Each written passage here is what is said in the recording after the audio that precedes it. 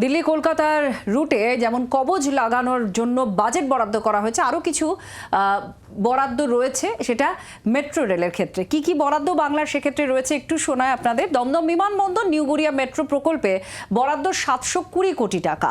ওই প্রকল্পে সংশোধিত বাজেট ছিল 1550 কোটি।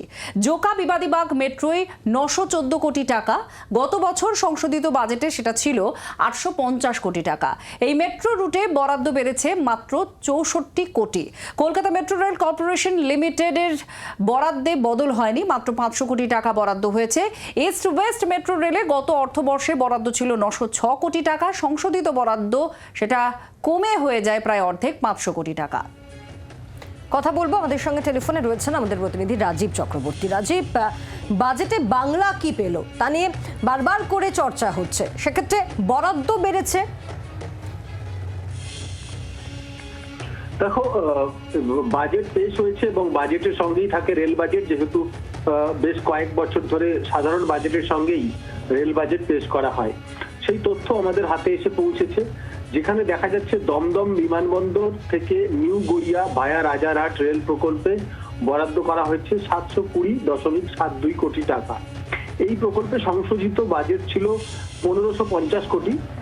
একইভাবে জোকা বিবাদীবাগ ভায়া মাঝেরহাট মেট্রো রেল পথের নির্মাণে বরাদ্দ করা হয়েছে 914 কোটি টাকা। গত বছর সংশোধিত বাজেট ছিল 850 কোটি টাকা, অর্থাৎ মাত্র 64 কোটি টাকা বেড়েছে এই গুরুত্বপূর্ণ রেল প্রকল্পে। বাজেটে কলকাতা মেট্রো রেল কর্পোরেশন লিমিটেডের বরাদ্দে সংশোধিত বরাদ্দের থেকে কোনো বদল হয়নি। গত বছর ছিল 500 কোটি টাকা, এবছরও 500 কোটি টাকা বরাদ্দ হয়েছে। আরও একটি গুরুত্বপূর্ণ প্রকল্প, যাটি হলো ইস্ট ওয়েস্ট মেট্রো রেল। সেক্ষেত্রে গত অর্থবর্ষে বরাদ্দ হয়েছিল 906 কোটি টাকা। সংশোধিত বরাদ্দে যা কমে হয়েছিল 500 কোটি টাকা। এবার বরাদ্দের পরিমাণে কোনো বদল করা হয়নি, অর্থাৎ সেই 500 কোটি টাকাই কিন্তু বদল করা হয়েছে।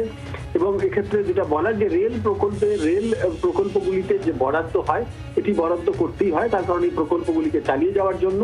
এবং কেন্দ্রীয় সরকারের তরফ থেকে বারংবার অভিযোগ করা হয়েছে যে বাংলায় নতুন রেল প্রকল্প চালু করার ক্ষেত্রে এবং মমতা বন্দ্যোপাধ্যায় যখন রেলমন্ত্রী ছিলেন তখন ঘোষিত রেল প্রকল্পগুলিকে চালু করতে জমি জট তৈরি হয়েছে। সেই জমি জটে রাজ্য সরকার সহযোগিতা করছে না, এমন অভিযোগ কিন্তু রেলমন্ত্রী অশ্বিনী বৈষ্ণব এর আগে আমাদের সামনেই করেছেন, একাধিকবার সেই অভিযোগ করেছেন।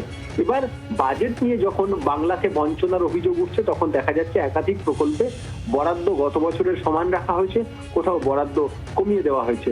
তা নিয়ে কিন্তু শাসক দল আবারও সরব হবে বলে মনে করছে রাজনৈতিক মহল। ধন্যবাদ রাজীব। বাংলার আওয়াজ, বাঙালির আবেগ, জি 24 ঘন্টা।